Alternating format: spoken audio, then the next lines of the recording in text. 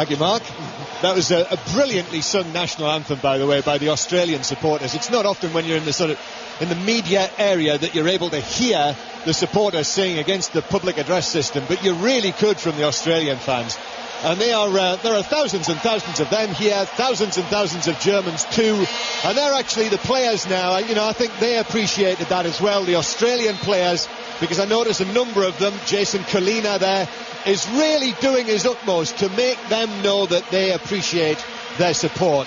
Well, it's a vividly colourful scene that we've got here tonight in the Moses Mabhida Stadium.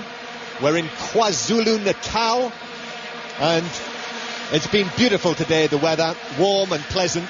They did tell us that Durban was the place to come for this Winter World Cup, and when they said that, they were right.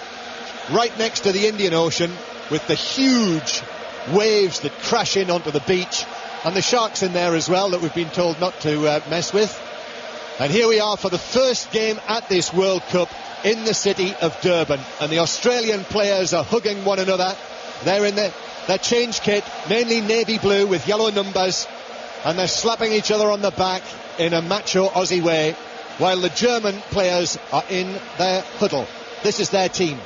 Neuer, the goalkeeper, Captain Lahm, Mertesacker, Friedrich and Badstuber, Schweinsteiger and Khedira in the central area, with Ozil pushing forward, Podolski on the left, Muller on the right, and Klose up front. Miroslav Klose, who's scored 5 goals in each of his last 2 World Cups. And the Australian side, Mark Schwarzer in goal, so familiar to us. At the back, Wilkshire, Neil, the captain, Moore and Chipperfield. In the central area, Grella, Valerie and Colina, with Emerton and Garcia wider. And we are assured Tim Cahill will play up front, so no out-and-out striker. And the referee tonight is a Mexican, Marco Rodriguez, and he's not very happy with something in Manuel Neuer's goal, and it's his towel that was in the back of the net. What a surprise. And, well, who would have thought it? The Germans, before kick-off, have had to move their towel. Well, there's the thing. Here we are, ready for the first World Cup action at the Moses Mabhida Stadium. The whistle blows and Australia get us underway in Group D. And it is Australia who are pushing forward towards the edge of the penalty area. Here's Colina, plays it into the box. Cahill on the turn, left side of the area, shoots, it's deflected, and it's deflected straight at the German goalkeeper, Neuer, who's able to grab that ball into his chest. Robbie Savage is here with us for the commentary, the Derby County captain and Welsh international. And it's the Germans in the white and black, just like Derby County, who are playing from left to right. And the attendance in here this evening will be, well, something in between 60 and 70,000, I would expect. And it really is. I mean, yellow is the dominant colour, because obviously there are so many South African shirts inside the stadium as well. But there are lots and lots of Germans in here as well. And their main collective, I think, is on the opposite side of the ground from us in one corner, where I noticed that they brought, that little collection of them brought black and white flags that they were waving shortly before kick-off. A minute played. This is 5 Live. We're in Durban, and it is Germany 0, Australia 0. And the Germans in possession with Friedrich, who can play at full-back, but Joachim Löw, the German coach, in recent times has tended to play him in centre of defence. The Hertha Berlin captain, Friedrich. They finished bottom of the Bundesliga this season. Now here's Mertesacker, tall and thin. Again, another very familiar figure to us. And Lahm, who can play either full-back position but right back at the start of this World Cup for the Germans. Muller plays the ball into the penalty area, but Ozil, pretty sure, was in an offside position. The linesman spotted it, the assistant, and it's a free kick to the Australians in front of their own penalty area. Robbie Savage. You can see, John, a lot of talk's been about the Jubilani ball. Friedrich's picking the ball in the first minute from one side to the other. It must be a 60-yard pass, and the ball's stayed straight as an arrow. So it must be the way you strike the ball. Yeah. If you strike with your instep, it must fly straight. So that's interesting thing to see already. Yeah. The Australians in possession with Brett Emerton. Emerton to the right-hand side, looks to get it back, goes down the line, Emerton. And he's been followed out there by Khedira. Emerton takes it to the byline, tries to cross, takes the deflection off Khedira, who's disputing it, but the Corner's been given. A corner to Australia in the 3rd minute. One thing about Brett Emerton, he's one of the fittest men I've known playing football with. He's so fit. Corner from the right for Australia. Lucas Neal comes up from the back. A little delay. The referee's unhappy about something. It's not a towel again, surely. No, it's one of the Australians who's blocking Neuer, the goalkeeper, Richard Garcia, standing right next to goalkeeper Neuer. So the corner from the right for Australia. Here it is to the near post. It's headed down. It's in the 6-yard box. Shot on the turn is blocked by a defender. Lahm it was who got the block on it. And Germany are able to clear it away. But that was a real scare for the German defence. Very slack marking from the Germans there. Garcia on the swivel. For the first header, it was a free header. I'm not sure who got in there. It was Cahill. Cahill blocked on the line. Garcia followed up. And it was a great save. The keeper rushed out. But what a chance for the Australians in the beginning. Yeah, I think it was Lahm. It was Lahm just next to the goalkeeper who was hit by Garcia's shot. But Tim Cahill, well, anyone who watches football will be aware that he is a threat in the opposition penalty area, and there he was again. It's amazing, isn't it, how he, not the tallest of men, is able to time and time again get himself into positions and elude defenders. It's just the knack, John, of getting into that hole, getting into that space where you can't. He doesn't. His runs are clever. It's just what they say, they ghost into an area where nobody can pick them up, and he seems to do that. He's not tall. I've played against him on various occasions, and as we said before, he's fantastic. Just nobody can pick him up. 4 minutes gone. It is 0-0, but Australia have had the first real chance of the game. What a magnificent setting this is for a World Cup match, Robbie. Yeah, it's nearly as good as the Millennium Stadium. This arch that we've got, which isn't as high as the Wembley arch by any means, and it looks as though it is a sort of concrete construction, doesn't it? And there are wires from all directions holding it in place, and as Connor mentioned before the game, you can walk up there, or you can go up there in the little funicular train to the very top, and you can even bungee jump off it.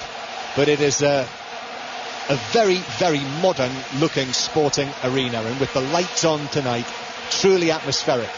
Germans in possession. Here's Podolski on the left, but the pass aimed towards him is over his head, and the Australians have a throw in. Closer up front. Mention his international goal scoring record, which is brilliant, of 48 goals in this is his 97th appearance, and Podolski's got 38 for Germany, but between them this season they've scored only 5 goals. That's between them in the Bundesliga, so not the best of times for them. But I'm interested that Löw, the coach, has brought in Muller and Badstuber, the two young men who've come through for Bayern Munich to play for Germany, and they've only got a handful of caps between them, 6 together. I just like the way, John, you pronounce the German manager's name. Löw. Yeah, Löw is all around. And here is Australia with Wilkshire. Remember him from Middlesbrough and Bristol City, Luke Wilkshire, throwing 10 yards back from the corner flag. Up the line to Emerton, who heads it to Wilkshire, who did well to keep it in, gives it back to Emerton. Emerton, little ball into the box, but the flag is up against possibly Cahill. They're getting some good positions, Australia. They're moving the ball well. Although we said before the game they look to, have a more a defensive setup. But I think they've started the better of the two teams, John. 0-0. Very spacious field to the stadium here. It's got a grass covering, but clearly there is space down there on the playing arena for a running track should it be required. But there are lots of gaps. There's a huge gap actually where the Y part of the arch comes down, so you can clearly see out the city of Durban, not far away.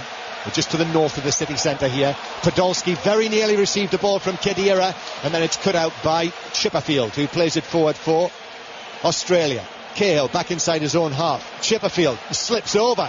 Now here's a chance for Klose to the edge of the box. Klose shoots straight at Schwarzer. Then the ball from the right hand side. Shot comes in from near the penalty spot. It's deflected over the top of the bar for a corner. It was Ozil with the shot that was deflected by an Australian defender, and Germany have a corner, but it might have been more. A square pass from Chipperfield there, trying to run the ball out.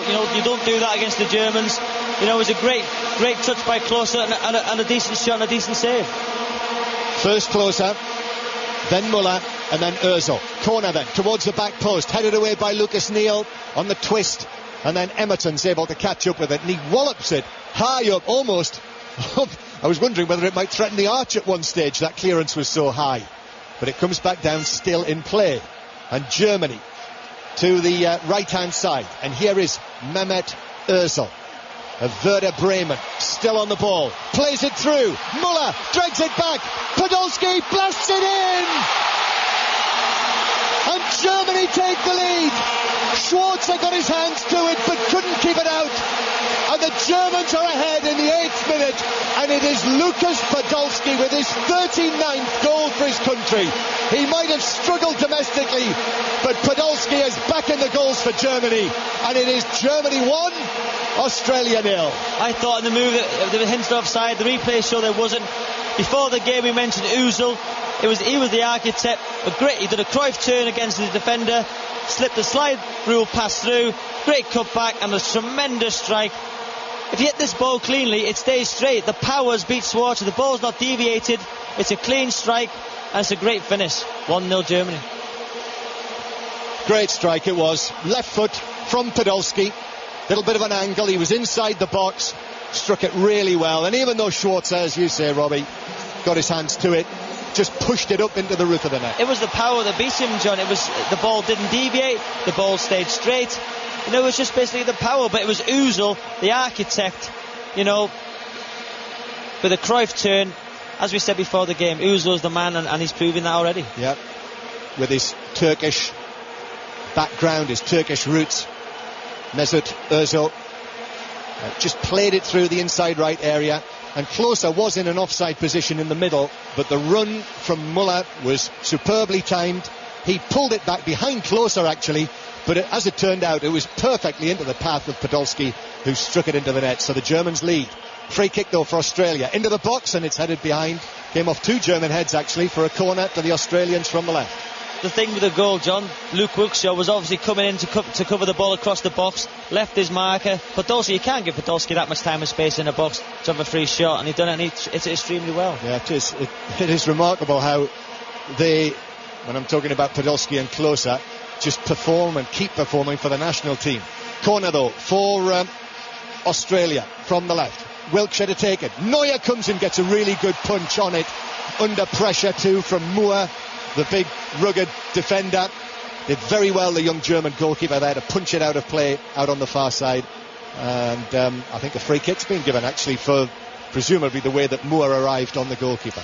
Yeah, Craig Moore, obviously, you know, I'm good friends with Andy Todd, who plays for Perth Glory now, and I think he played against Craig Moore several times. Obviously Craig Moore's unattached now, and you know, Toddy was saying about the Australian League, you know, it's the standard's not that good, you know, so it's be hard for Craig Moore to go from that to playing in the World Cup. But listen, you know, he played for Rangers, he's experienced, he's accomplished, so you know, I bet he's enjoying it. Yeah. Robbie Savage with us here in Durban on this pleasant night. I know they're talking about up Johannesburg way on the veldt next week. They say it's going to be -2 for the night matches in terms of the temperature, but here it's shirt sleeves. I'll have to get me Dove Sun false tan up then, John, I think. Yeah, you'll have to do that, yeah. You'll have plenty of time to do that in Nels Pruitt when you go there. For a week, isn't it? You're for a week, yes. Lovely, that. Here's Friedrich now up towards the centre circle for the Germans, who lead by a goal to nil on 5 Live. Lahm on the right, given the captaincy in the absence of the injured Michael Ballack, Germany's youngest World Cup captain. Özil now off on a run, and he's gone between 2 defenders and gone to the ground, and the Mexican referee says he's dived, and it's a yellow card for Özil, who just raises his eyebrows. That's all he does. What do you think? I thought it was a great penetrating run, used a bit of skill there. He's burst in between 2 defenders, and the referee set a precedent for himself. Now he has to book everybody for the slightest little thing. I think he's dived. He's dived. That's the honest. We've just had on the screen here, we've had a clear view of him throwing himself away from Moore with no contact between the 2 of them at all. 11 minutes played, and it's 1-0 to the Germans, and it's Lukas Podolski, who you might remember was the young player of the World Cup 4 years ago, with 3 goals in the tournament, and he seemed like a really bright star, but things didn't happen for him at Bayern Munich when he moved there for a big fee, and then he struggled, having gone back to Cologne. But 8 minutes, in the 8th minute of this World Cup, there he was with the goal and the Germans are 1-0 up, and that will have given them a great lift. You know, John, you're seeing Podolski and Klose performing it for Germany. You know, they always perform. You're looking at England last night, and you're seeing the likes of Lampard and, you know, people like and Terry. I thought the game passed them by, and it's just amazing that, you know, we'll discuss this later on 606, but it's amazing that players like them perform for Germany every international. Yeah, 606 tonight, after we've done here in the commentary with Robbie here in Durban and Mark Pugac back in Johannesburg. And here's Ozil and Schweinsteiger, who's been very quiet in the early stages of the game. Schweinsteiger, Müller now, back to Lahm. This is all on the German right.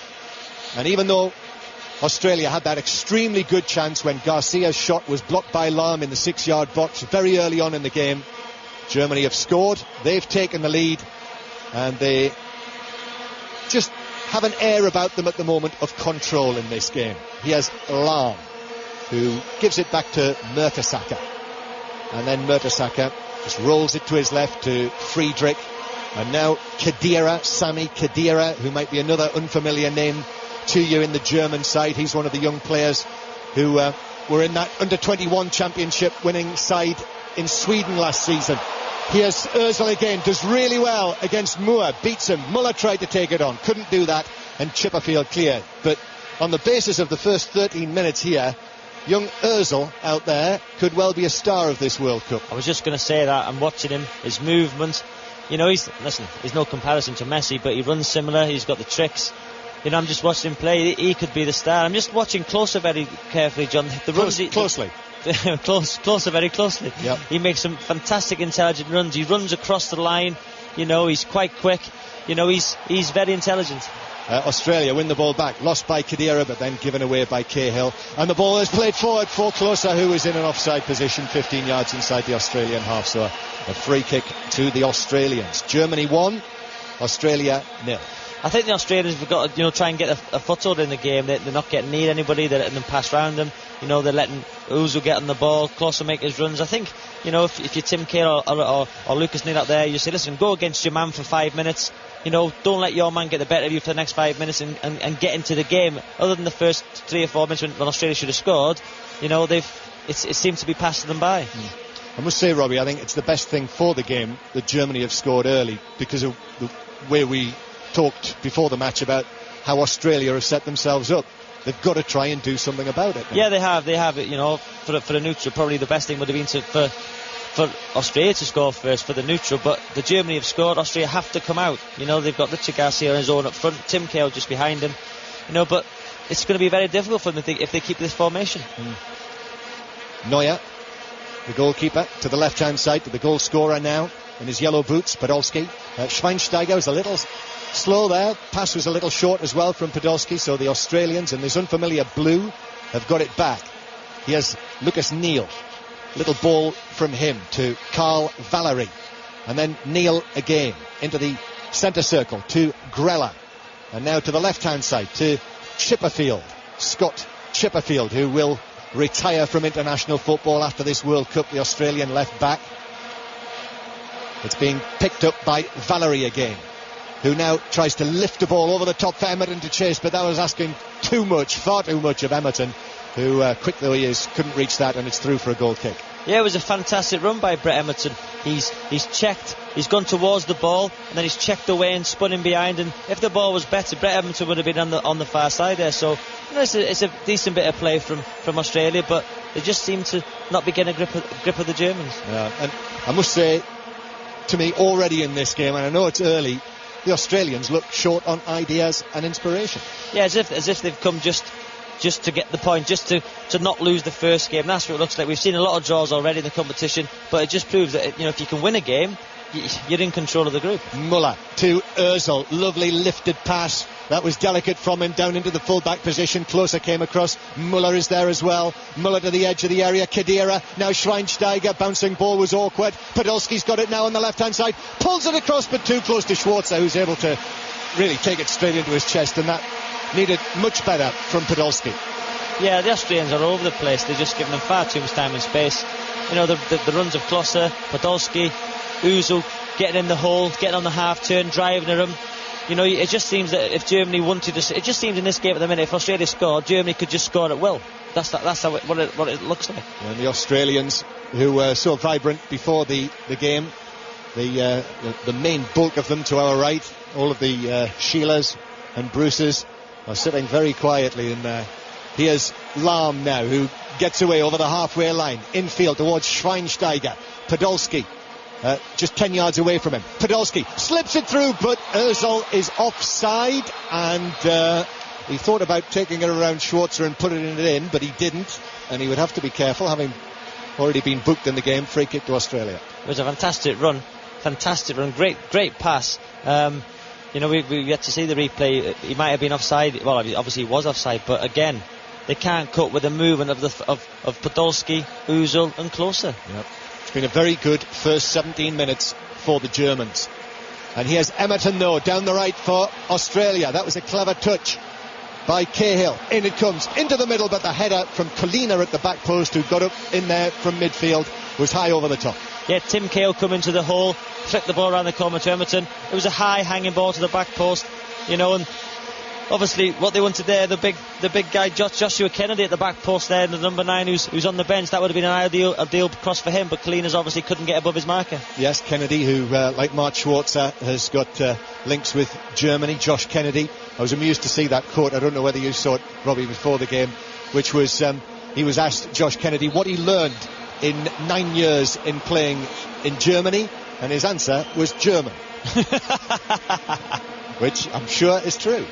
Here's Podolski to Mertesacker. Mertesacker now just shuffles it forward and then lifts the pass through for Ozil, but it's an awkward height for him and he was beaten to it, and now Moore plays it back to his goalkeeper Schwarzer, all in maroon.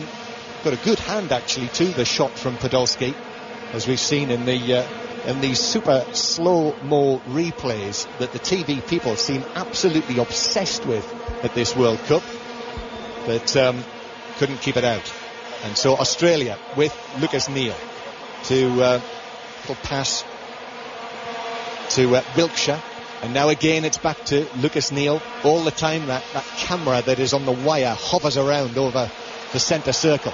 Emerton now to the edge of the box. Garcia controls it and shoots over the top. It was a bouncing ball. He went for a snapshot with the volley and he hit it about a yard over the top. Yeah, it was great play from Brett Emerton, a little pass, and the ball's had a lot of things, but every ball I've seen hit tonight, John, has stayed true to its direction. It's not swerved. If you hit the ball cleanly, it looks like it stays straight. You can see the flight of the ball there. It's not spinning. It's not moving. Actually, that was I was doing him a favour there, saying it was a yard over the top. It was actually wide and high as well. But that's better than the Australians, John. It has been. Yeah, it's been the last 5 minutes. They've got closer to people. It's been better. 20 minutes played. 1-0 to Germany on 5 Live. Here's Khedira, who tries to force his way through to the edge of the box, but is blocked by Valery. And then it's whacked away downfield. It's one for Garcia to chase through the middle, but it's headed back by Friedrich to goalkeeper Neuer. We've seen a lot of the games, John, in the guest house where we're staying. I've got to say, for me, the Germans got the most comfortable team I've seen so far. Argentina were good, but they're just like a well-oiled machine. Everybody knows what each other's doing. The movement's great. They're big, they're strong, they're physical. Physically fit. And to me, if I was England, I wouldn't like to play Germany in the next round if they get there. So true what you said as well about trying to play like you do at club level. That is something the Germans have just consistently been able to do, and it sounds like a very simple thing, doesn't it? Yeah, I was saying last night, if England would have played USA and hypothetically it would have been a Premier League game, I think England would have beat USA, because it's an international fixture, and for me, players don't perform at that level in the same way they do in the Premier League. It's more slower, but the Germans seem to play as they do week in, week out, and I think it's beneficial. You can see by the way they're moving, the way they're playing the ball around. It comes naturally to them. I think for England it doesn't. Yep. If you're listening to that and you've got a view on it, you can take it up with Robbie a little later on when he's presenting 606 with Mark Pugac this evening. 1-0 to the Germans, and Ozil was blocked there by Moore. They're not happy about it. Craig Moore. Germans have taken the free kick quickly to Schweinsteiger on the right hand side. Muller has space, looking to cross, drives it into the near post. It goes right through the 6-yard box with Klose in there and Podolski as well, but neither of them were able to get a touch, and it's through for a goal kick. Quick thinking there for Khedira. Took a quick free kick, slip it to Muller. What a ball across the box there. He has smashed it with his laces, you know, below knee high. All it needs is a touch. It's a fantastic ball. What Kloss has done again, his runs are really fantastic. He's run across the near post like any good forward did. All it needs is a touch, you know, but the Germans, they're looking really, really strong. Yeah, it's been quite an enjoyable quarter of a match to commentate on and to watch. We are at the midway point of the first half on 5 Live. Germany lead through Podolski's goal. And here's Conor McNamara now. Thank you, John. Yeah, not many people tipping Germany to go on and win the World Cup in the build-up, but they always seem to have the capacity to up their game when it really matters, and they're leading comfortably here in Durban with a quarter of the game played. The entire squad are based in Germany. It's the second youngest squad at this World Cup. Ghana have got the youngest average age, but an average age of 26 picked by the manager. I must say the German bench decked out very stylishly. You'll appreciate that, Robbie. You're a man of style. They've got the blazers with the sort of sky blue, I'm not sure what you'd call them actually, little tight jumpers underneath the blazer. You'll see them on the close-up of the screen later on. Here come Germany, attacking down the left-hand side. Podolski to Klose. He's put it wide, just outside the 6-yard box. And now, was he in an offside position? Well, we're just going to see a yellow card for Craig Moore, but Podolski was put through on the left-hand side. Early ball in, and I don't think there was anything putting off Klose except himself. He should have hit the target. It should be 2-0. Well, that's come from Ozil getting the ball in the space where the defenders don't like going. He's gotten a half turn. He slid the ball to Luke Wilkshaw's having a nightmare. Podolski's running him ragged. It's a great ball across, and Kloss has obviously lost concentration for a split second. That should be 2-0. That's probably the miss of the tournament so far. I know we haven't had that many misses, but what you can see off the Germans, they are really, really penetrating really well. As again, Kloss's run is second to none. You know, Klose is in the side exactly for that sort of situation. He's not going to dribble around loads of players. He's a poacher in the box. He's scored 5 goals at each of the last 2 World Cups. He's been given a really glorious opportunity here in Durban, and he's not put it away, which means Australia remain in contention in this game, trailing by Lucas Podolski's goal, which came after 8 minutes. Robbie Savage. You made a great point there, Conor. Australia is still in contention. As playing on that pitch now, as a player, you need that second goal. No matter who you're playing against, that second goal is vital. That would have finished the game. You know, I've said that before in commentary, but the way Germany are playing, that's game over. So the second goal is vital. Australia are in this game as long as it's 1-0. Robbie mentioned Luke Wilshere there. Germany won, Australia 0. The last World Cup, Wilshere was playing for Bristol City in the 3rd tier of English football. 4 years on, he plays his club football now in Russia with Dynamo Moscow, and here he is at the World Cup as Australia come forward down the right-hand side, but a comfortable header by Mertesacker will clear out of the penalty area, and then the Australians are going to appeal for a free kick inside the German half, but I think it's just going to be a goal kick at the end of all of that. And what we've seen, we had a good discussion last night, Conor, didn't we, about I don't think people nowadays can cross the ball. If you see David Beckham in years gone back, England fans might be thinking that all right today. But you see there, Brett Emerson gets in a good position. The crosses are pathetic, really. Well, we watched the England match last night. Aaron Lennon's failure to get the ball into the box was a big topic of discussion. Here's a really good cross for Germany, and a header into the back of the net from Miroslav Klose. Well, that was a glorious cross from the right-hand side, and Klose made sure that he was going to get to it. Philip Lam, the captain, swung it in. That was Beckham-esque, but Klose still had work to do. He had to rise up high. He beat Mark Schwarzer and into the roof of the net. We've played 26 minutes in Durban, and it's Germany 2, Australia 0. Let me just rewind back the clock 2 minutes. Can I just say the cross in this year's World Cup has been absolutely fantastic.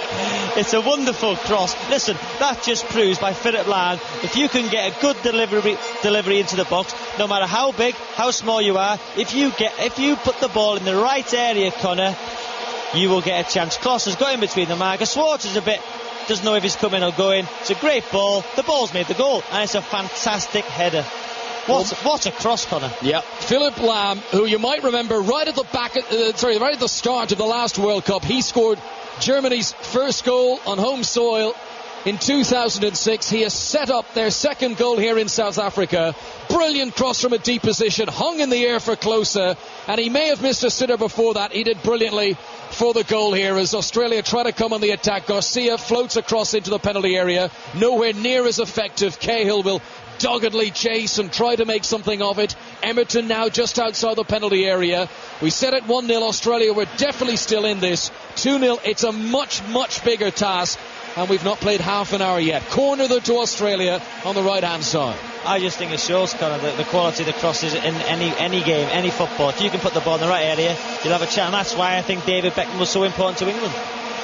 So it'll be taken from the right hand side. Luke Wilshere with a corner for Australia, who play from right to left as we look down there. Dark blue jerseys. Emerton attempts a, not quite sure, sort of bicycle kick effort from the edge of the penalty area, and it dribbles out of play down by the corner flag. Germany 2, Australia 0. Podolski and Klose, the players who've had terrible seasons at club level, they haven't been able to hit a barn door between them, but give them the big stage and they absolutely flourish. If I was a budding centre forward in a young club, what I'd do, I'd give a DVD to a young forward any club and watch Klose's movement in the first half of this game. He's been absolutely fantastic, and you know, if you want to learn, you know, if any young kid at home listening, any father, record this game and show your son Klose's movement. He's been exceptional. Miroslav Klose has tonight brought his tally for Germany to 49 international goals. Germany leading Australia 2-0 here on 5 Live. A cross from the right hand side from Thomas Muller. The Bayern Munich man is too high, goes over everyone, and is in fact out of play on the far side of the field. But Klose, who really is catching up now, you know, Joachim Streich with 55 goals for East Germany, Gerard Muller with 68 goals for West Germany, and right on their trail now, Miroslav Klose, 49 international goals. And he really showed a poacher's instinct, because we say the cross is good, but he got himself right in on top of the goalkeeper to take advantage of it. Well, this is movement, but the cross has made the goal. I think Klose is instinctive enough to thinking Philip Lamb's going to put the ball in the right area. He's just took a gamble. What all good forwards do in that 6-yard box, and I don't think there's many players, you know, in teams that get in them areas. In that 6-yard, Michael Owen done it, Robbie Fowler done it, you know, Klose does it for Germany. You can't name too many more, and that's why I think Germany in this tournament, listen, I didn't think they were this good, but on tonight's performance, they must be up there with some of the favourites, and you can only beat who's against you. Yep, half an hour on the clock now. Germany 2, Australia 0. That's the voice of Robbie Savage, Wales international. Germany finished on top of Group 4 in qualifying. That was Wales' group. The important wins for Germany is Ozil is onside here into the penalty area, chips it over the keeper, and it's cleared off the line. Lucas Neal has saved Australia from going 3 goals behind. Ozil did brilliantly there to dink it over the keeper. It was a similar position to Sean Wright-Phillips for England last night, running straight through, but he's dinked it over the keeper. It was about to bounce in, and Lucas Neal with a burst of speed put it over the crossbar. His first touch took him too close to the goalie. He had to dink it. You know, he should have hit it a bit sooner, but again, great play. Schweinsteiger's corner from the left-hand side. There's a push on someone in the penalty area, and the referee runs across, and I think he's going to want to try and sort things out. But Germany 2, Australia 0, and it was Kedira who was the man who was pushed to the ground, and I think the referee had spotted that before the corner had been taken. So it will be a retake for Schweinsteiger, left-hand side. Not as good a corner this time, headed away at the front post and collected by Philip Lamb, the captain, who'll dink it back in there. Linesman's flag is raised, and that will be a free kick out to Australia. You know, some questioned whether Philip Lamb was the man to step up into Michael Ballack's boots to become the captain. He's had a good solid start here in Germany's opening half hour of the tournament. Yeah, he has. He must have put 8 pairs of socks on, because I bet his feet are slightly smaller than Ballack's. But I think we've seen one of the stars of the tournament, Ozil. I think he's been tremendous. Well, he's just got a lovely sense of balance about him, and he's quick as well into the penalty area. And he must have thought he'd scored when he beat the goalkeeper. Yeah, his first touch was too close to the goal. He gives Schwartz the chance to rush out and spread himself. It was a clever little chip, but it was a great clearance off Lucas Neal. But Australia, if they're not careful, this could get embarrassing for them. Yeah, Lucas Neal was the villain, if you like. Australia's last time in a World Cup, his challenge on Fabio Grosso led to the penalty which knocked the Australians out. And of course Italy went on to reach the final and win World Cup 2006. But he's He's done very well. Amazing pace. And, you mentioned Brett Emerton is such a fit player. I didn't think Lucas Neal was that fast to get back to clear the ball away. Yeah, I played with Lucas for many seasons at Blackburn. He's a tremendous lad, a great character. And I was there when he come back from the World Cup after giving that penalty, and he was absolutely distraught. But I think 4 months after, or 6 months, he got moved to West Ham on big money. So I don't think he was that distraught. Briefly at Everton, and now playing in Turkey with Galatasaray, along with Harry Kewell, who is on the bench tonight for Australia. Many expected him to start. It's actually been Tim Cahill who's been leading the line, which I have seen Cahill play as a striker for Everton in the past when they've had injuries and David Moyes really didn't have any other option. But when he plays in net, he's easy to pick up.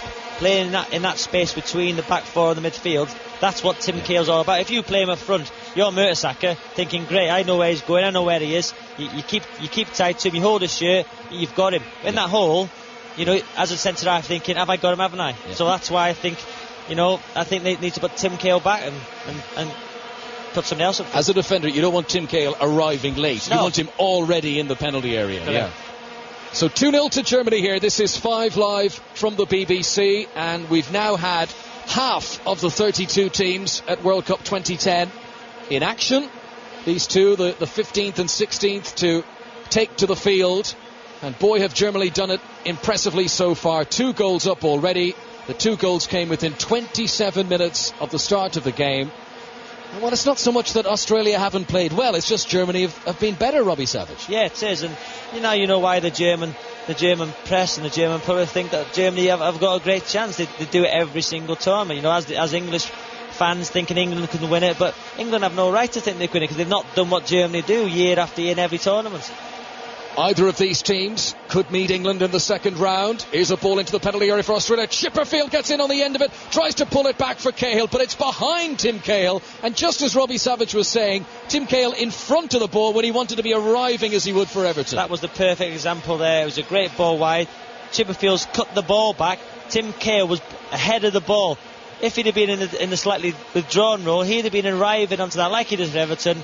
So that is perfectly, example there. Just a pause in play here. Schweinsteiger for Germany and Grella for Australia have both picked up injuries. They sort of clashed into each other as Schweinsteiger tried to clear the ball away. It gives us a break in play here in Durban. Germany 2, Australia 0. Podolski's shot after 8 minutes. The goalkeeper Swartz did get his hand to it, but the shot was too powerful to keep it out of the net. And then a header from Miroslav Klose, a man who has won the Golden Boot in the past, and 49 goals in international football is what his tally is up to now. Germany lead comfortably, you have to say, here in Durban. Throw in taken by Thomas Müller on the halfway line.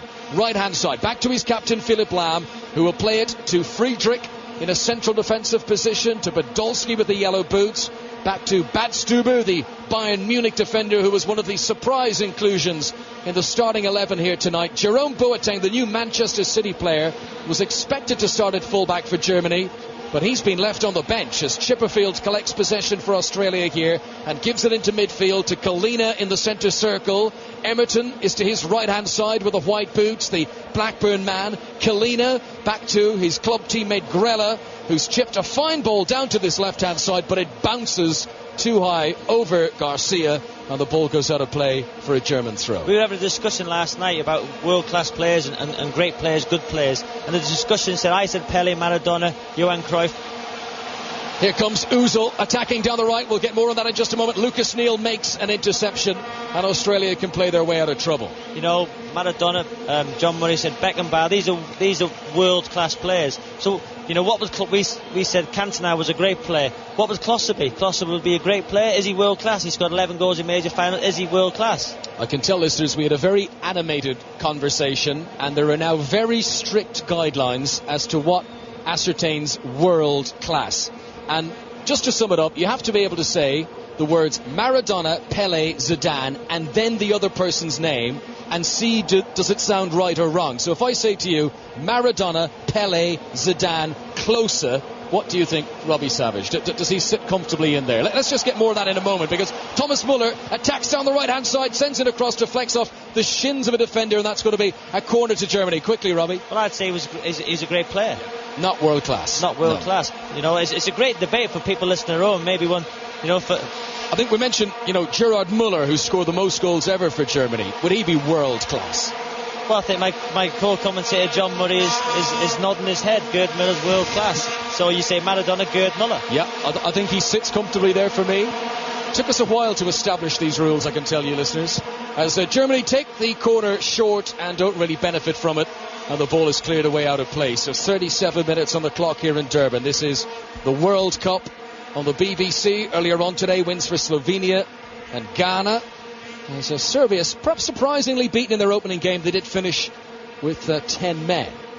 Possession with Bad Stuber, the left back, and he'll turn and roll it back to the young goalkeeper, Manuel Neuer. But Australia have had that chance when Garcia swiveled and turned and it was blocked by the goalkeeper. There's not been a shot from Australia that's actually troubled the German goalkeeper so far. Yeah, I think what they're going to do, it looks like they're making a sub. Brett Holman looks like he's going to be coming on, and obviously the coaches recognise that they're not making the best out of their best player, in my opinion, Tim Cahill. Looks like they're going to put a forward on up there, and Tim Cahill's play off, and we'll see he's getting stripped. Incredibly Unpopular player, Brett Holman, in Australia. The fans really, really don't like him. As here comes Lam on the right hand side for Germany. Set up the second goal for Klose. He's on the edge of the penalty area but passes back. And now Ozil will chip it in. No one's marking Lam, who's remained forward. Penalty area, right hand side, headed over the crossbar by Khedira. Goal kick to Australia. This is the best display of the World Cup so far. Listen, Australia are a good team, but they just it's like men against boys out there. They're moving. Fidget Lam has popped up in a centre forward position, whipped the ball in, and it's Khedira heading it. Kloss has dropped back, Podolski's dropped back, Ozil's dropped back. You've got Khedira and Philip Lam as the two forward-thinking players. The movement is exceptional. Germany have lost just one of their last 14 matches. They won the most recent under-21 European Championships. Many of those players involved here. And maybe, unlike in the past, they've now got many players who were born in different countries. They've got people born in Poland, in Turkey, even a Brazilian-born player in their squad. I think people are going to be building up Germany's chances a little bit more in the newspapers tomorrow than maybe what they've done so far. On this display, Con, if England were to meet Germany in the second round, Germany would destroy England, in my opinion. Yeah. Australia ranked 20th in the world, by the way. Germany are ranked 6th.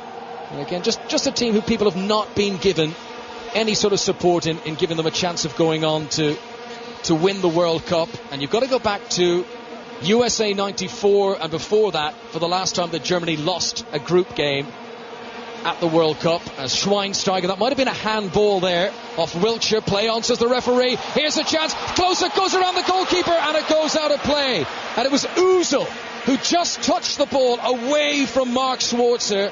Now, he was already in the game booked for diving. He'd to be so careful not to do something similar here. Guarantee if he hadn't been booked, he'd have threw himself to the floor and dived there. Guaranteed. He actually stumbled and had to do his best to keep his feet. I've got to say, how quick is he? Yes. Well, I mean, as we said, this guy, potential star of the tournament. He was 21 years of age. It's only his 11th cap. And Mesut Ozil, a man to remember, and he's certainly put his mark already here in Durban, with Germany leading by 2-0 over Australia, and time bearing down on half-time here in Durban. He's doing what Tim Cahill should be doing for Australia. I know, listen, Germany are a better team and Ozil's got better players around him, but that's what Tim Cahill should be doing for Australia. And obviously they've nullified the threat of Tim Cahill, making him go forward. So that's what they should be trying to do for Australia, for Tim Cahill.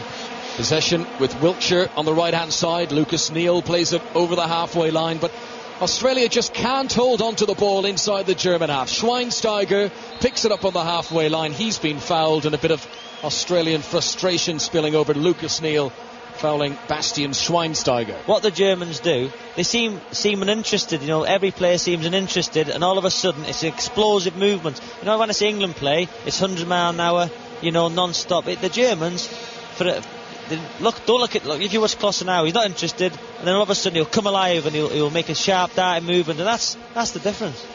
Lam to Khedira, back to Philip Lam again, and then into the central defenders. Just looking at Schweinsteiger, who, when he first came to our attentions, he was a flying winger. He was very much wide right man. He's now become a holding midfield player, and maybe occupying some of the role that Michael Ballack would have done had he been available for Germany and not been injured. just so comfortable on the ball, Connor. He's like the Paul Scholes of it. You know, if England had a Paul Scholes, I think they'd have been, you know, far better. But he's just so every German player is so comfortable in possession. And what a season he had domestically with Bayern Munich, and they were beaten in the Champions League final, but they won everything else. And this is Emerton on the halfway line for Australia, and Podolski showing that he's willing to track back and help out the defence. The German work rate is good, and they regain possession. And this is Müller on the right-hand side. Ozil with him in support. Müller falls to his knees, regains his feet. Ozil will chip it in. Klose wanted to allow the ball to pass his body. He was clattered into from behind. And, in fact, the ball is going to be put out of play as one of the Australian players has picked up an injury there. It's Lucas Neal, who in trying to bundle his way into Miroslav Klose actually fell on the ground and he's picked up an injury, and now he's appealing to the referee that it should have been a free kick, but it won't be. The ball will be thrown back, and sportingly the Germans are going to return possession to Schwarzer, the Australian keeper. And after watching this first half, Conan, I've been so impressed with the Germans. You know, they're so well drilled, well oiled. You know, their movement, everything is so good. I might go home and buy a German car when I get home, I think. Get rid of the Lamborghini. Well, I would have thought you could have kept two in your garage, Robbie. Surely there's enough room. No. Listen, I'm coming to the end of my career, Con. I've got to start minimising things. Maybe Mrs. Savage can drive over to Tim Cahill's car in a house in one of those. This is Australia on the attack. Kalina on the left, and he's crosses too close to the goalkeeper, and I'm going to dig in the ribs.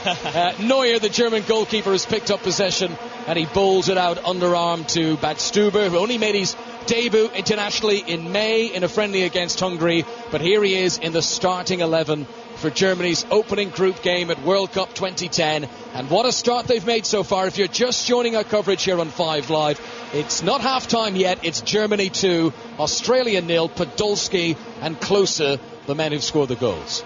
Yeah, you know, deservedly so. Could have been, let's be honest, it could have been a lot more. Australia had a great chance in the first few minutes, you know, but Chipperfield's ball forward for Australia. Tim Cahill again looked a bit isolated in between the two German central defenders. He's so good in the air, Tim Cahill, but there was nothing he could do with it there, and he's been out-muscled, and now Germany win a free kick and they can clear the ball away. Yeah, Tim Cahill's the furthest man forward. A ball chipped up to Tim Cahill when he's standing still. He's got Mertesacker behind him. What on earth is Tim Cahill going to do with that? They should, you know, for me, you've got to change the system at half-time. You've got to change the system and get a big forward. If you're going to do that, get a big forward on and let Tim Cahill play off him, because as we see in the replay there, he's got no chance. By the way, coming up at the end of this game, 6:06 with Robbie and Mark Pugac, your chance to have your say on the day's events in football, and I'm sure there'll be a few comments to be made about last night's events as well. Tomorrow, by the way, at the World Cup, the Netherlands play Denmark at 12:30, Japan face Cameroon at 3 p.m, and I'll be in Cape Town for the reigning champions Italy when they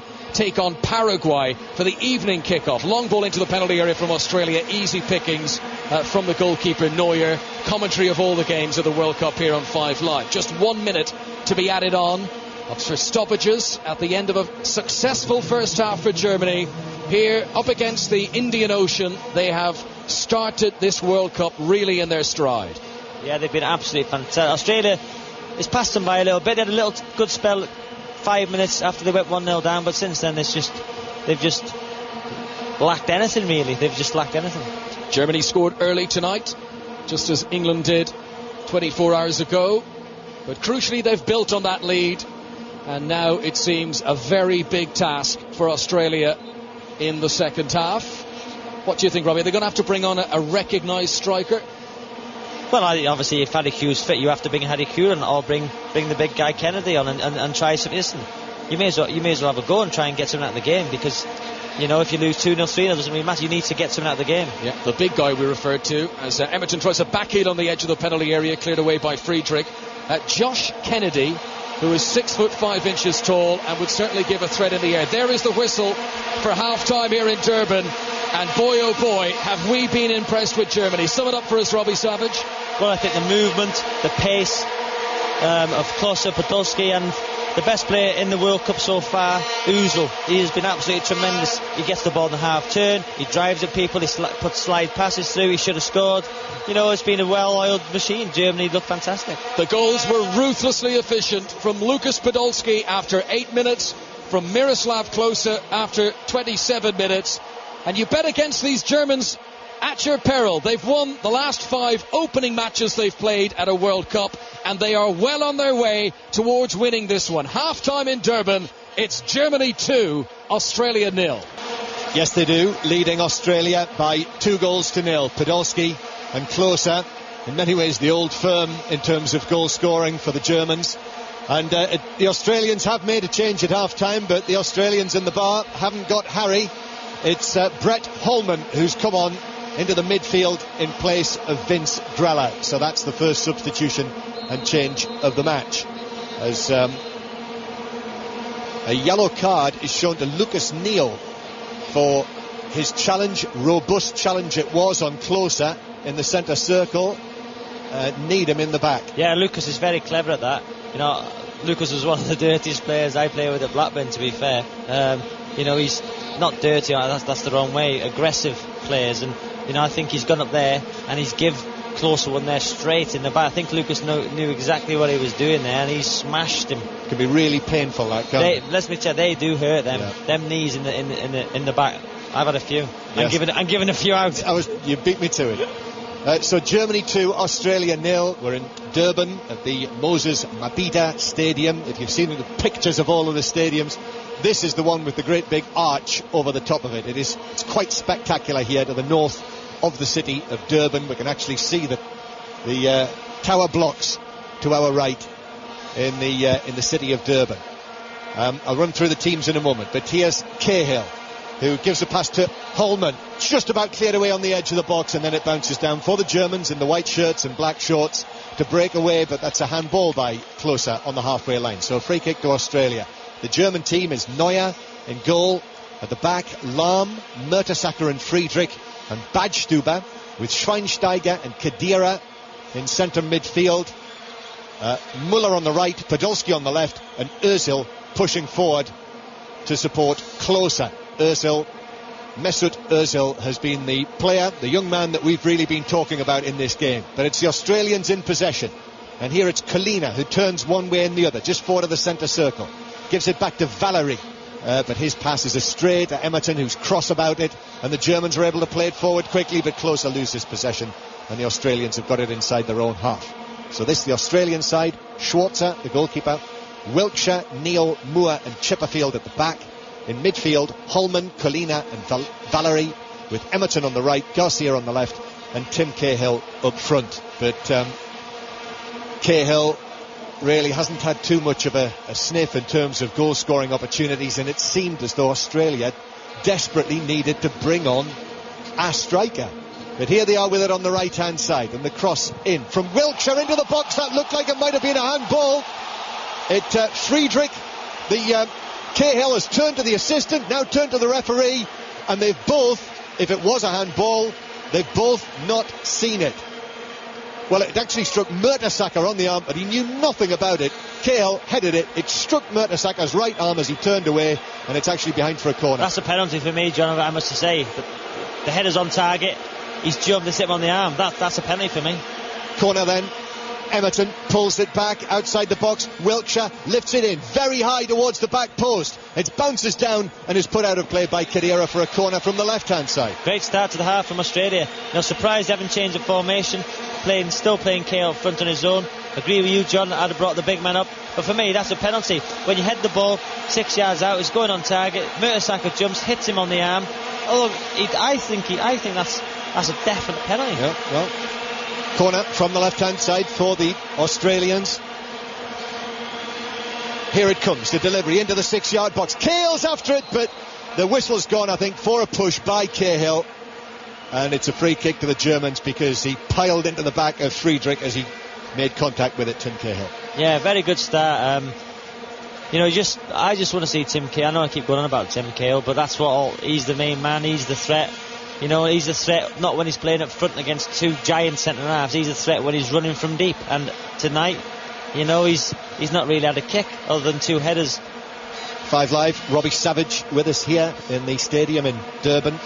Germany leading through Podolski's left foot shot from around about 14 yards inside the area. It was a beautifully worked goal by the Germans with Özil and Müller. And then Podolski putting the finish on it, even though Schwarzer got a hand to it. And then the second goal, I thought, really well taken by Klose.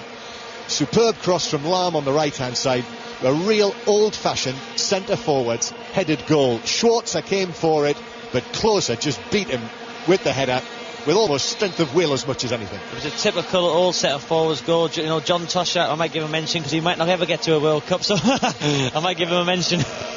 You just can't resist, can you?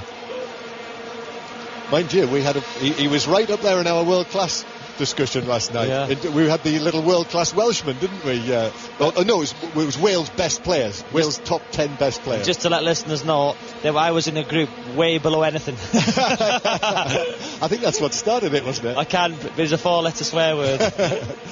Here's Schweinsteiger now to the right-hand side for the Germans. Müller, who I think's done really well for the Germans today on the right-hand side, pushes a little ball through, but Klose couldn't reach it, and Schwarzer came out to pick it up. It's the best I've seen Müller play, John. I watched him for Wales, for Germany when they played Wales in the qualifiers, and he was ineffective, but tonight I think he's had a really good game.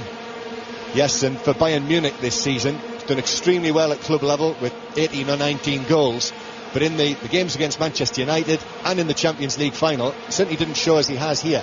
Here's Holman for Australia, turns and shoots on the edge of the area, but pulled his shot wide. Well done, Holman, but his shot maybe 2 yards wide of the right post. Yeah, good play. He got in the half turn. You know, he wasn't closed down. He struck the ball. It's a nice strike, but just wide of the post. But again, it's that position where you can just get in between the centre half, the centre half and the centre midfield players. You know, Joachim off the bench having to go to the Germans. They haven't started the second half. They started sloppily, as if they think the job's done. Mm-hmm, yep. I went and spoke to some of our German colleagues at half-time just down here to our right, and they too were extremely pleased with the way that Germany are playing. It's always a danger, isn't it? Always a danger when you've controlled a half in the way that the Germans did, that you have to deal with the break as well, don't you? It is Australia with it, and it's out to Lucas Neal on this right-hand side, who brings it out to Joachim Löw, who always strikes me as quite a timid-looking character, doesn't he? With his black suit and his V-neck jumper underneath it, and I'm presuming no shirt underneath that. I'm not having that. You can see the hairs coming out of the V. Yeah, above the cashmere. The ball forward towards the edge of the area, and Lahm has got it, the German captain. I think he looks a good deal more comfortable on the right-hand side, Lahm. Yeah, obviously. It's though he plays on the left. Yeah, it's more natural from his right foot, obviously. Yeah. You're going back to Joachim Löw, and he's got very black hair for a man of his age. He has extremely black hair, floppy, lank, black hair. Here's the ball on the right. I know what you're saying. Now to the halfway line. It goes with Müller running lazily forward, then putting in the sprint as he gave it to Khedira, whose pass was a little disappointing, actually, and out of play. It was Ozil, wasn't it? It was Ozil's pass. That's the first time I've seen Ozil give the ball away in the match. Yep. Throw into the Australians, and the Germans, I think, have just woken up in the second half. They lead by 2-0. Earlier today in the World Cup, if you've been out and about on this Sunday, as it is, it's very easy for us here in South Africa to lose the track of time. Slovenia won 1-0 against Algeria, and in this group, Ghana beat Serbia 1-0. Germans looking good again. Müller, now the ball in. Ozil dummies it. Müller with a shot, but he's pulled it over the top of the bar from just inside the box. Curling shot, and he's crossed that he didn't get it on target. I just hope England aren't watching this tonight, because the movement, the style of play, you know, the awareness to leave the ball there, that would have been the goal of the tournament already. They must have had 30 passes, you know. Exceptional. This is a very, very well drilled German team. I think the Germans look really slick when they've moved it down the right hand side with Lahm and Müller and Ozil when he's got involved out there, and then here's Podolski, who used to play up front with Klose, but now looks very comfortable for Germany playing on the sort of left wing position.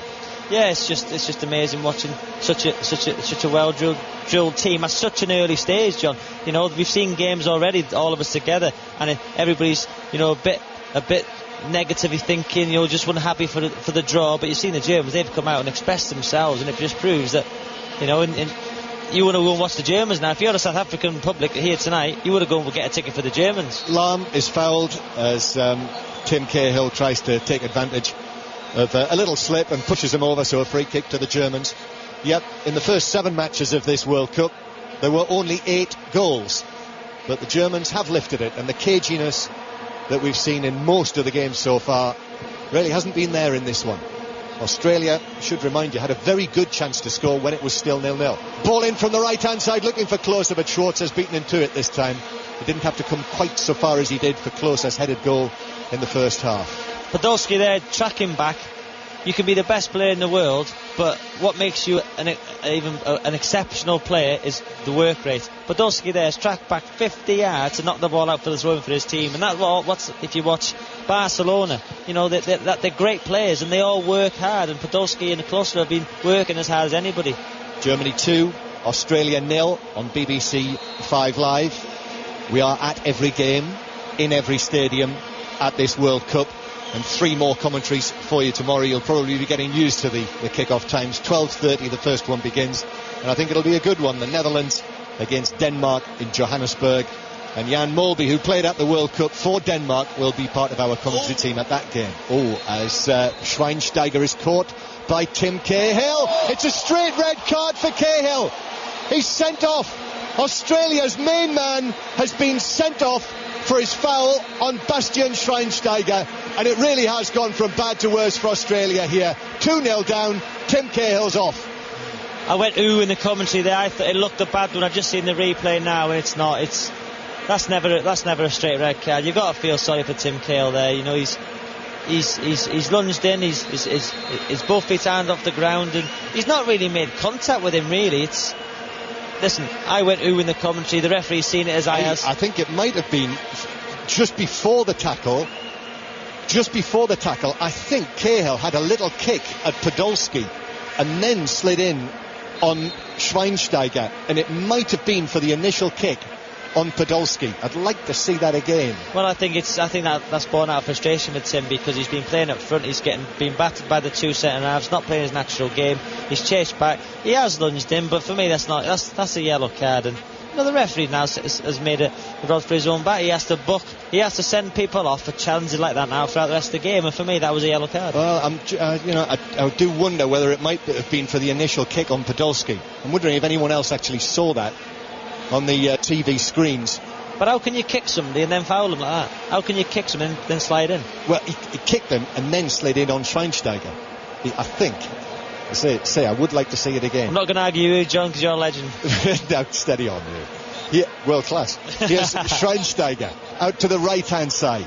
Müller is there with Lahm, but the pass goes to Schweinsteiger. 10-man Australia now. Surely it's too much for Australia to get anything out of this, the way that they've played, and without Tim Cahill. Schweinsteiger's pass just a little over hit for Podolski. It's out for a throw. Does that now mean he'll miss the rest of the tournament? No. Just one game. It's minimum one game. And the FIFA panel, the disciplinary panel, will decide how many games suspension he will receive. Can they look at it? Can they look at it and withdraw it? Technically, yes. Like the Premier League did. Yeah, I think that's right. But if you appeal, can it be done for a frivolous appeal? I would doubt that, but I don't know, Robbie, in that sort of detail, I have to confess. But they'll have a meeting tomorrow, and we'll hear more about it tomorrow. Carl Valery's just been shown a yellow card there as well for a little shove on Podolski. Germany 2, Australia 0. And the Germans coming forward again. Schwarzer makes the save as the shot was curled in from Ozil, who did well again. A little drop of the shoulder, a left-footed shot. Too close to Schwarzer, who was able to save it. As Australia tried to break here away. Counter-attack. Wiltshire up the right, but across came the covering challenge from Friedrich to put it out for a throw. Level with the edge of the German penalty area. It's taken to Holman. The arrival at half-time. Germans miss it on the edge of the area. So it's played back now to Colina. Now the ball's played to this right-hand side, to Wiltshire. Wiltshire's curling ball into the area, but there's no Tim Cahill in there for Australia, and it was headed away by Little Lahm, of all people. I think it's a very harsh sending off to him, I still do. I think he's been very unfortunate there, and it's going to be even harder now for an Australian team against these Germans with 10. You know, it was hard enough with 11. It's like every time Germany attack, they look like they can score. Half an hour to play, 2-0 to the Germans. And Ozil now to Khedira. Khedira in the D. Klose turns. Klose has a chance here. Shoots. Saved by Schwarzer. Back to Klose. Klose squares it. Khedira. Oh, he was challenged in there by Moore. And he couldn't get the shot in the end. And I wondered whether Moore might have fouled him, but I don't think he did. And Australia teetering and tottering, very nearly 3-0 down. It's a great save from Schwartz, who rushed out. Kloss has pulled it back, and for me that's a penalty. I think Moore's brought Khedira down, and if he gives a penalty, he has to send Moore off. I think that's a penalty. I think he's got an open goal. Moore's come on the wrong side of him, brought him down, and for me that's a Stonewall penalty. We've had 3 Australians showing yellow cards and the red for Cahill, and Craig Moore was really dicing with it with that challenge on Khedira. It was your classic last ditch challenge, and he might have been a little fortunate. The Germans didn't make any appeal though. 2-0 to Germany. Emerton on the right, good ball in from Emerton, and Friedrich claims he was fouled and pushed by Garcia, but he got it away in any case, and the Germans now bring it away with Lahm. Lahm is quickly over the halfway line, still going Lahm. The German captain's taking it right to the edge of the area, but he just touches it infield towards Özil. Now Schweinsteiger. Podolski has a chance to shoot, which he does. Schwarzer just pushes it back out into the penalty area, and he's fortunate to find the blue shirts of Australia, and they clear it. You're starting to feel a bit sorry for Australia now. It's his men against boys, the movement, the pace. I know I keep saying about it, but it's as simple as that. Football can be made to look easy at times, and the Germans are making this game look easy. Oh, Özil again. Özil running across the edge of the penalty area, tried to feed the pass through for Muller, just intercepted. Now Khedira's involved. He pulled back his man there as the pass was sent forward from Chipperfield, and the whistle has gone for that foul. So 2-0 to the Germans. So John, watching Özil tonight, the name on his shirt could so easily be Easel. He's like an artist. Now who's the artist? The Germans 2-0 up, and free kick to the Australians. Kalina plays it back to Chipperfield. What can they do now, Australia? Yeah, well, they were second best with 11 men. I was just thinking, what would I do if I was playing on the pitch now, John? I think with 10 men, I think I'd just concede no more goals. I think I'd just become boring, just stay in your positions, play against your man, and just limit damage. Yep. Damage limitation. That's the one. It must have been all them ciders last night. I think that was 2 nights ago. Here's Emerton now for Australia on the right. There will be another Australian change in a moment, and it's the Ukrainian-born member of their squad who's going to come on. Here's Holman. Pass forward to Valerie. Then it goes back towards the halfway line to Craig Moore. Kalina drops deep with the yellow boots on.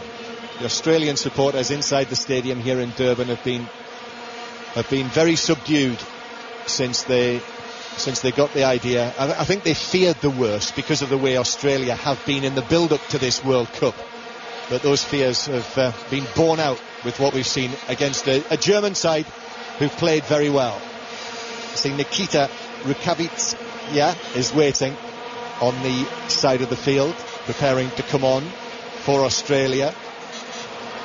And offside flag goes up against Klose, and it's a free kick to Australia. And here is the change, and it's Richard Garcia, who had a chance to score early on in the game when it was 0-0. Richard Garcia of Hull City comes off, and Nikita Rukavitsaya is on for Australia. And here he comes to take his position up front. Well, why didn't they do that earlier, John, when Tim Cahill was on? That's what I can't understand. He's a big fella. He looks like he's got a bit of pace. They should have done that when Tim Cahill was on the field. Well, there he is now on the edge of the area, but Holman's pass very nearly reaches Chipperfield, pushing forward for one of the rare times in the game up the left-hand side, and he wins a throw-in for the Australians, level with the edge of the German penalty area. Taken back to Kalina. Kalina looks up. Rukavitsia is there on the edge of the box, but the ball doesn't go long, and it goes back towards Craig Moore. Now it's rolled forward, and again in centre field with Valerie. Out to this side it comes from Holman. Wiltshire, the right back. Now Brett Emerton. Emerton thinks about taking on his man. A little drop of the shoulder, then plays it infield flick from Holman, cleared away by Schweinsteiger, who was caught there by Valery, and it's a free kick to the Germans in front of their own penalty area. Yeah, see, that challenge there of Valery was not dissimilar to the one Cahill done, really. It says that's and he sent Cahill off and not even booked Valery. It was a girls' challenge, really, from Valery. Steady. Yeah, Australia down to 10 men after Tim Cahill was sent off. I would be fascinated to know if that was the case, that Cahill kicked out at Podolski, but I can only assume that those pictures, even though they've beamed all around the world to all sorts of places, are not clear about the Tim Cahill challenge, the kick on Podolski before the challenge on Schweinsteiger. I must have confessed you, I didn't see that. I thought it was for the lunge, and in the original commentary I went ooh like that and thought it was, but when I ended up seeing the replays, but that's why the referee's decision is so hard to do, because I've seen it instantly and thought, oh, that's a bad challenge, but on the replay they showed it wasn't. Yep. Here's Schweinsteiger now, who runs angle towards the edge of the penalty area. Podolski just outside the box. Podolski stabs it into the area, gets it back from Klose. Podolski across, Klose's there as well, but just wide of the post. Whoa, that was 100-mile-an-hour slick stuff, and Podolski and Klose, the old understanding there, and it was very close again to another German goal. Fantastic. 1-2s, not trapping their runners. The awareness to pull it back to Klose. And the ball got stuck under his feet a little bit. Tried to open his body out, side foot in the corner, but it must have come off his heel. I've got to say, it's just damage limitation now for the Aussies. It's a well-drilled, well-rehearsed German team. I think it's one of the more enjoyable games that we've seen so far in this World Cup. This is game number 8, although for some reason it says game number 7 on the match ticket. I see Kaká is going to come on very shortly for the Germans. They're Brazilian-born striker, one of those. I wonder how much German he knows and how much he knows about Germany. It was one of those lived in Germany for 5 years and therefore became a German sort of affairs. But it's within the rules, and here are the Germans with it in this wonderful arena here in Durban. This must be one of the most impressive stadiums at this World Cup, surely. And a little haze just hanging in the air as Podolski now sets off on a run towards the Australian penalty area. Muller drags it back, Muller shoots it off a post, and it is 3-0 to the Germans now, and they deserve that. They've played so well here tonight in their opening game in Durban, and Thomas Muller gets the third. It's Germany 3, Australia 0.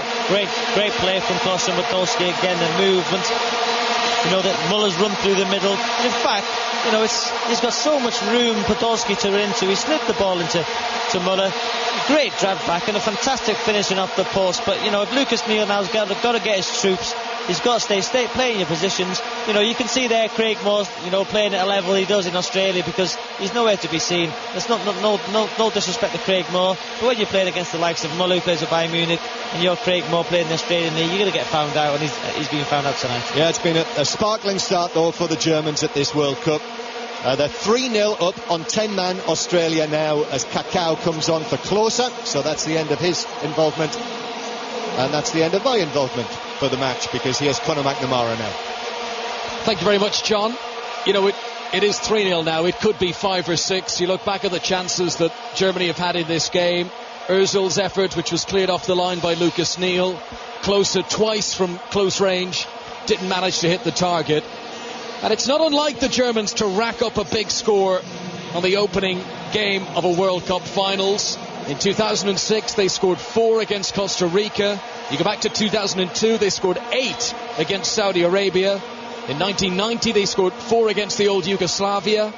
Back to 1996 they scored 5 against Switzerland. So they do like to hit the ground running to the Germans, and boy are they doing it here in Durban tonight. The goals from Podolski, from Klose and from Muller.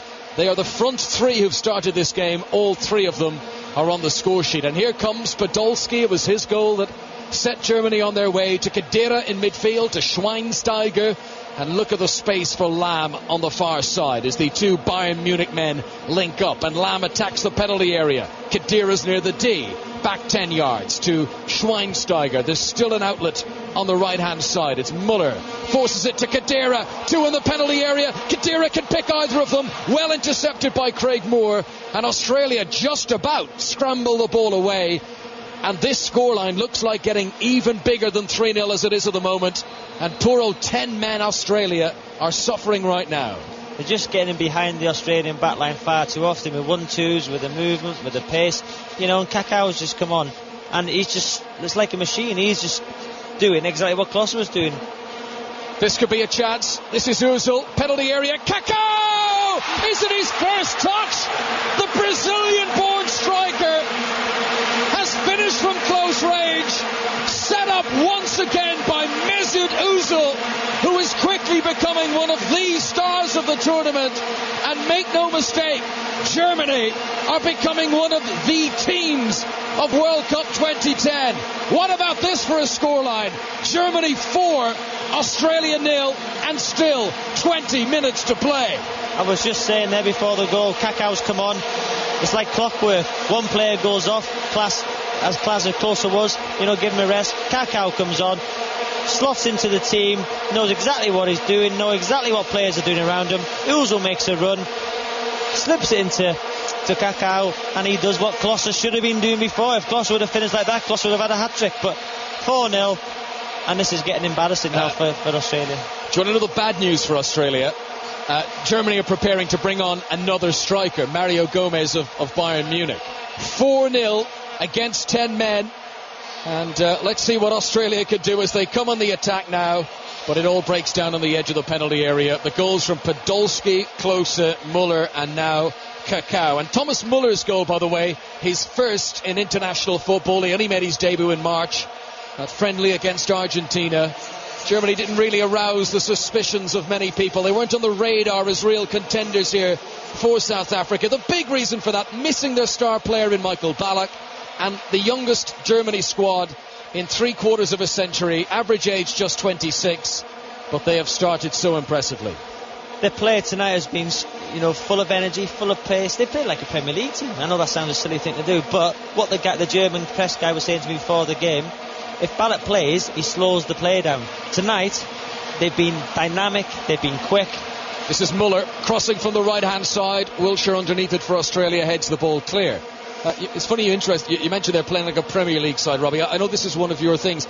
You think that the England side don't play like a Premier League side? I don't think they do. I think, as I said before, if it was England versus USA in a Premier League game, I know it's hypothetical really, but I think England would win every day of the week. But it's just something when they come to international football, Here's Schweinsteiger, just one moment outside the penalty area, but he's passed back to Lamb. If I call it for 606, things like England's formation, how can we get England playing away, which we're familiar with in the Premier League? It's a difficult thing to do, but I think we need to. Yeah, 606 coming up with Robbie Savage and Mark Pugach at the end of this game.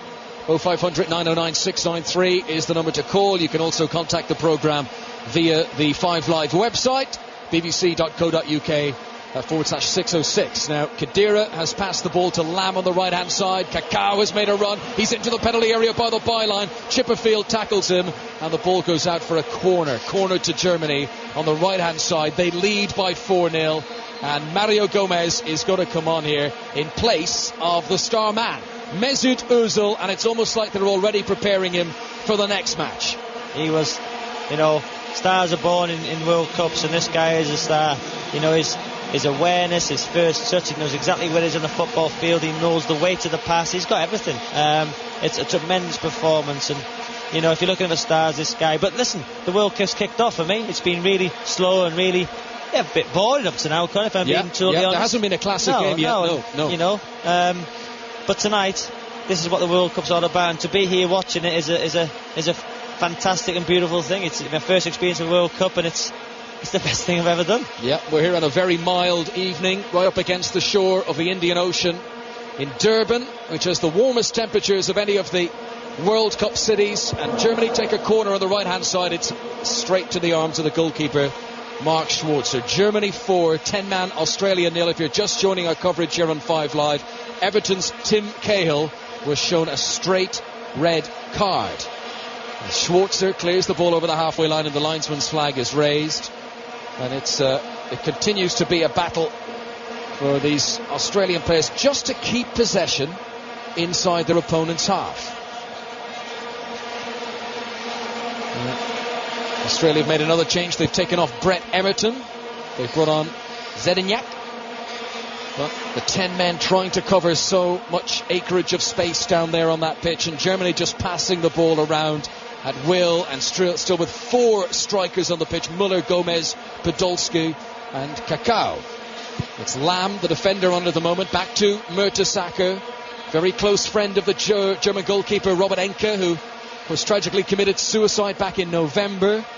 Mertesacker carried a wreath at Enke's funeral. I'm sure when the anthem was played tonight, 1 or 2 of the German players would have been remembering the goalkeeper who, in all probability, would have been part of their 23-man squad.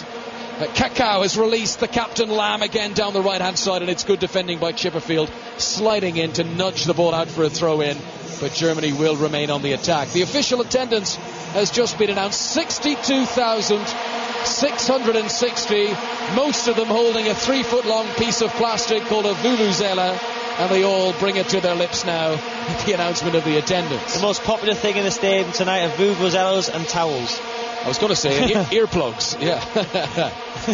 If you missed the cover, I mean, really, you couldn't make this up. Right at the start of the game, the German goalkeeper held up kickoff because the referee wanted him to move his towel from out of inside the goal mouth, and then he put it up against the edge of the side netting, and the referee says, no, you have to move your towel.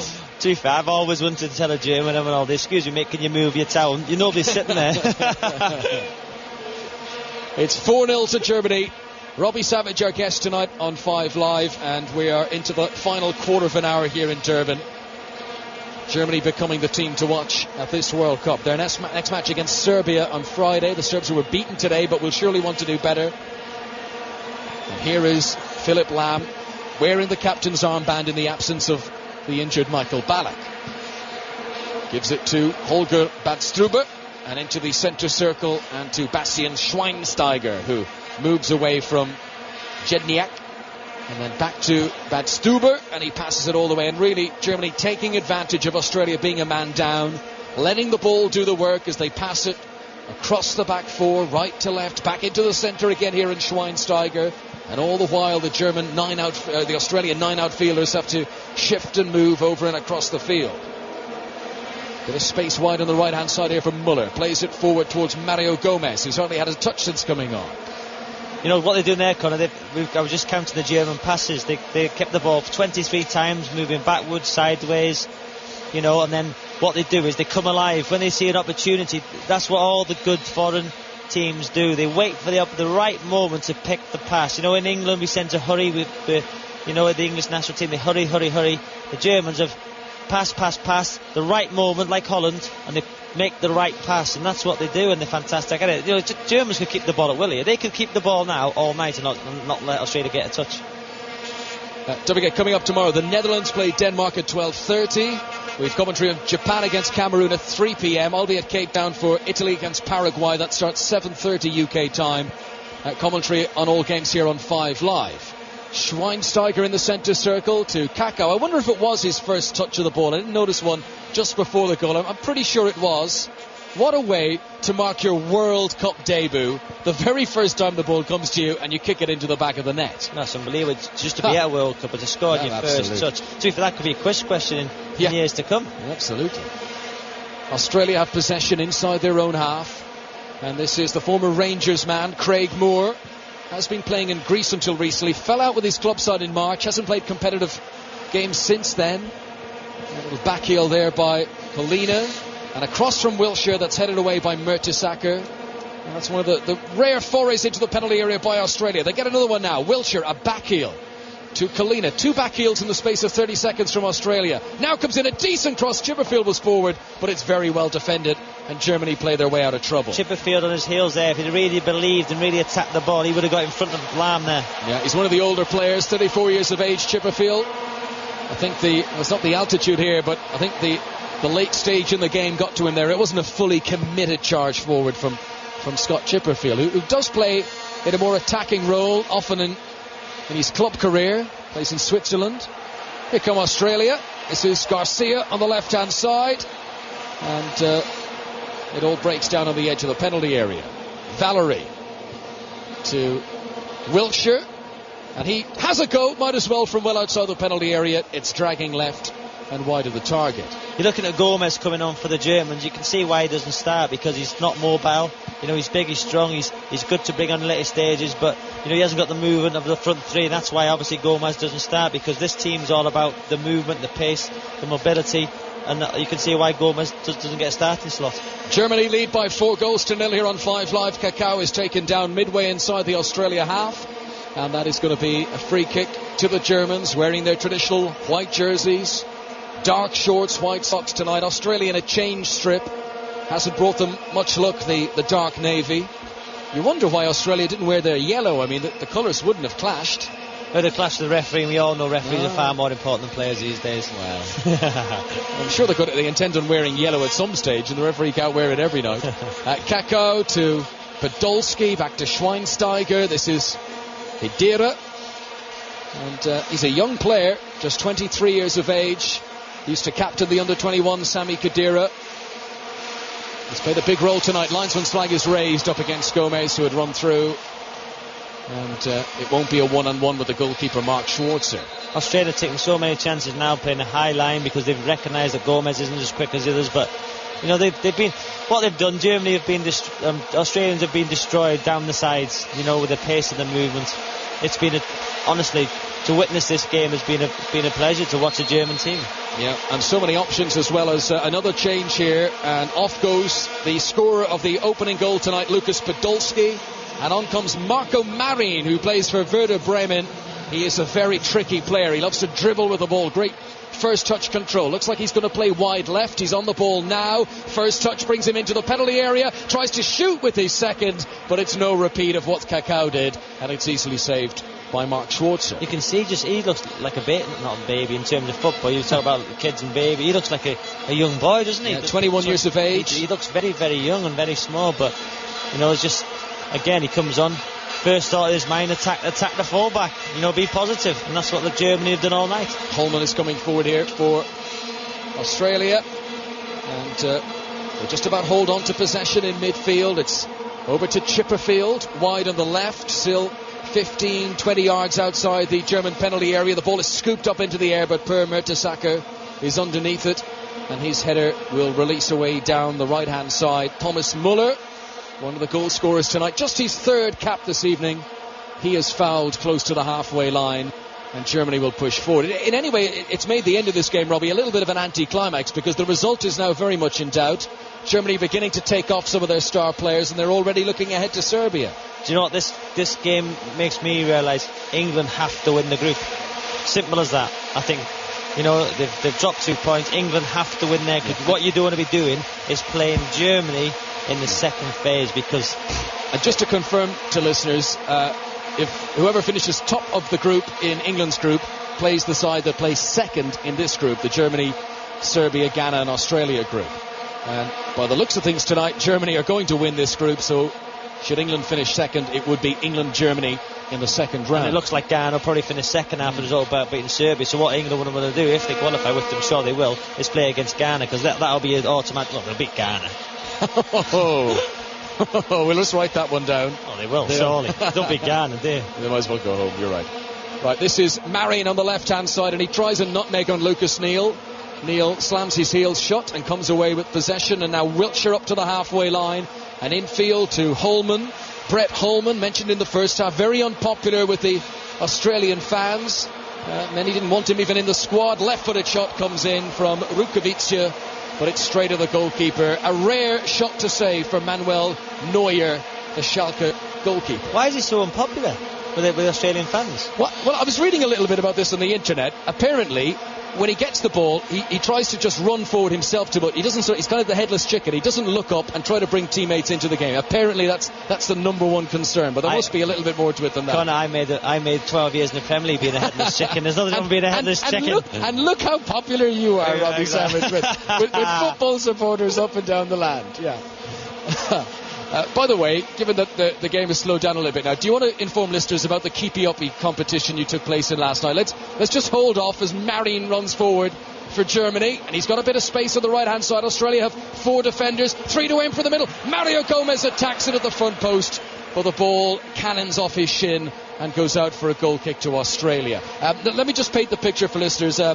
Scottish teenager, what we reckon about 16 years of age, kicking a football, and Robbie Savage challenges him to a keepy-up competition, invites the youngster to go first. The youngster gets what? There was about 36 keepy-uppies. And I have to say, I thought Robbie would continue through dinner, through the England-USA match, and he wouldn't have dropped the ball yet. How many keepy-uppies did you manage, Robbie? It was 6. but I am the 5 Live table tennis champion.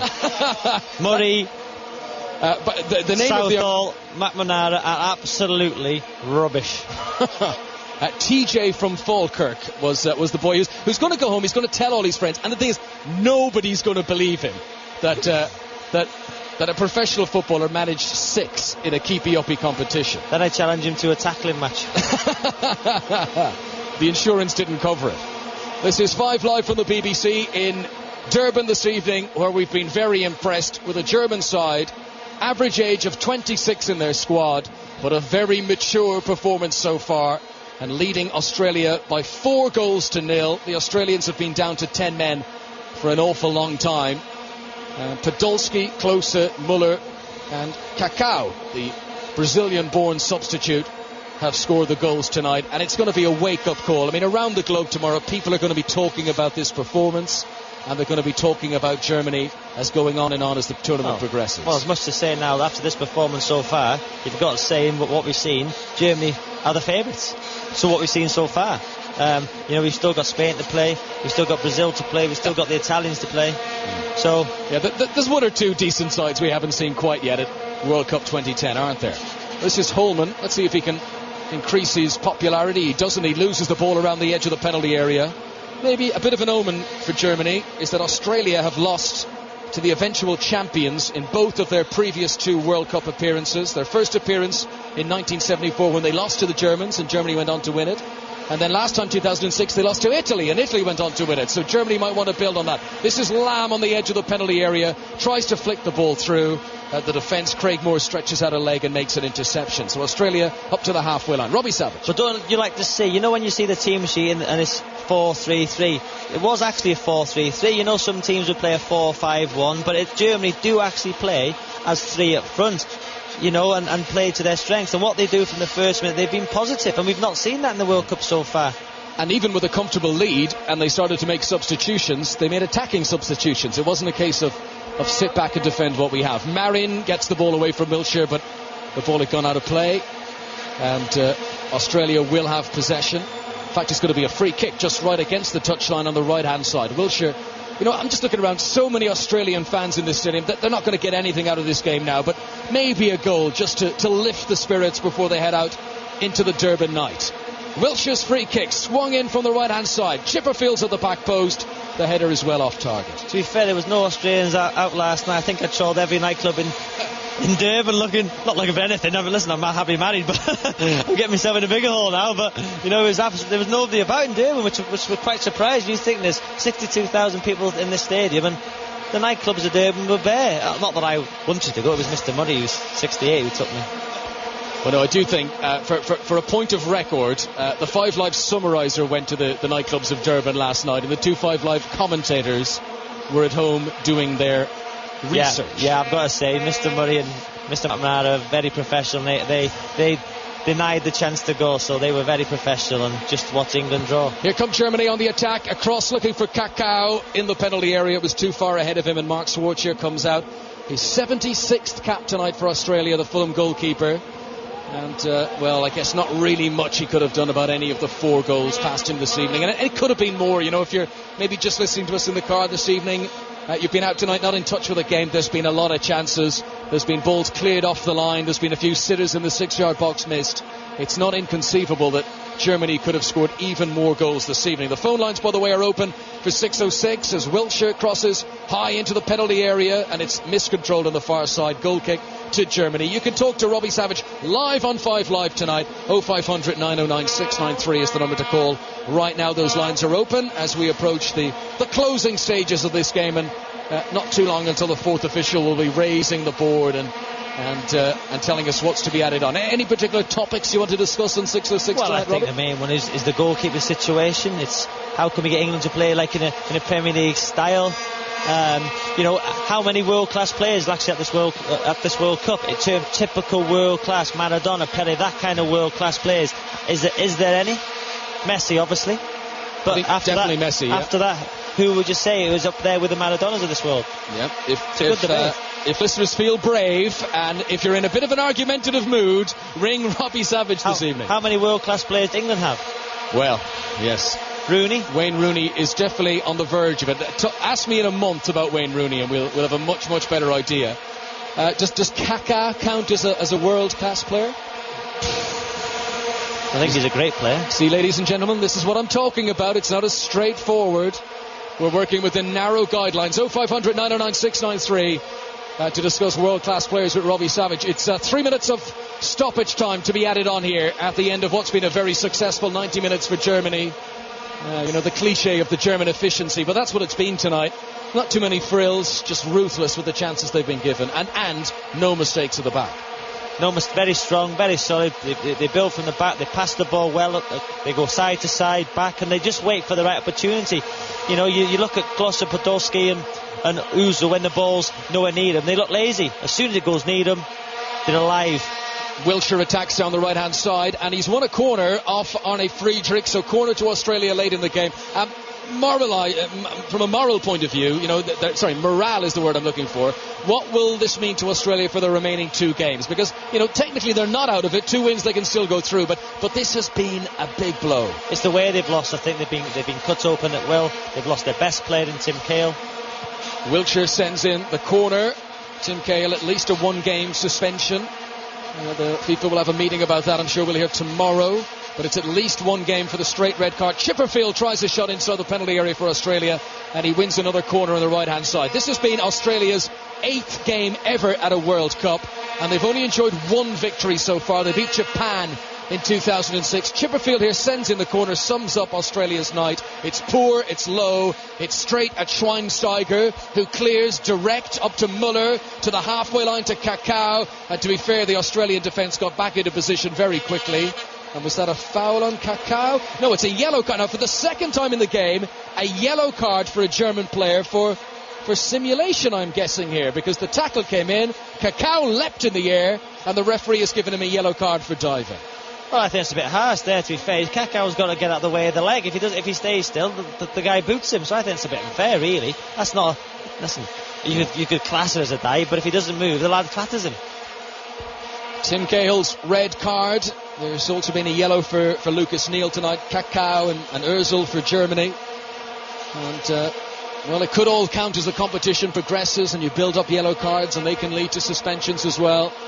As the vuvuzelas still ring into the night around Durban, and the German fans prepare to celebrate their opening points on the board, and they will celebrate going top of the Group D this evening, because they've got a better goal difference of Ghana, who just won by a single goal to nil against Serbia earlier on. Germany have possession. Khedira inside his own half to Marin near the touchline on the left as they come forward up towards Mario Gomez. It's a good first touch and then a weak one towards Kaká, and he wasn't able to jump out of the tackle there. He might have got another yellow card, so he had to just literally stand and take the wallop on his shins. Well, sorry, the referees are making rods run back. They're booking people for obviously the slightest dive. There's the final whistle. I'm beginning to think, Robbie, that he must have given a big dramatic yell in the air, something like that, for the referee to have taken that action. It is finished here, and we have a new team who are going to be spoken about with reverence in terms of their chances of progressing further in this competition now. Germany have beaten Australia 4-0. Podolski, Klose, Muller and Kaká. And Robbie Savage, what have been your thoughts at the end of 90 minutes? I think we've seen a star born in Ozil. I think he's been so far the star of the tournament. We've seen the best team in the tournament. And what you don't want to do, you do not want to finish second in England's group, because Germany will win the group, and if you finish second in England's group, beware. Fantastic setting, fantastic stadium, and you've got to say tonight this German side have put in a fantastic performance. Germany 4, Australia 0.